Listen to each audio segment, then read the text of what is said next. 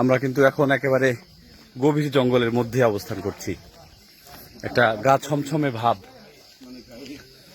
আপনাদের কি ইয়ে দেবো, একটা দিতে পারি? হ্যাঁ, আসেন আসেন আসেন আসেন। আপনাদের অনুভূতিটা কেমন যদি একটু বলেন। না, সত্যি এটা একটা গভীর অরণ্য, যেটা শুনে আসছি। আসলে সেরকম একটা ভীতিকর পরিস্থিতি। কোনো ইয়ে নাই, বাইরের কোলাহল নাই, কিছু নাই, জনমানুষ শূন্য। দেখি আল্লাহ আল্লাহ করে ভালো মতো যাইতে পারি, ভালো মতো আসতে পারি। হ্যাঁ, পিছনে আছে আমাদের গাইড মিরাজ।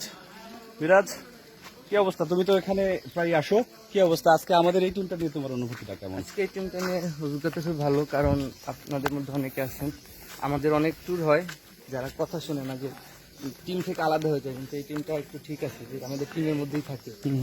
আচ্ছা, ধন্যবাদ মিরাজ। ভালো। আসলে যারা এখানে এসে ভাবেন যে হয়তো আমরা কাপল ট্যুর যদি দিতে চাই, সেক্ষেত্রে অনেকে ইনসিকিউরিটি ফিল করেন, বাট আমি বলে রাখি যে সুন্দরবন ট্যুরস বিডিতে আপনারা যোগাযোগ করে যদি আসেন, তাহলে অবশ্যই আপনারা সেই সিকিউরিটিটা পাবেন গহীন জঙ্গলে নিরাপদের সহিত ভ্রমণ করার জন্য।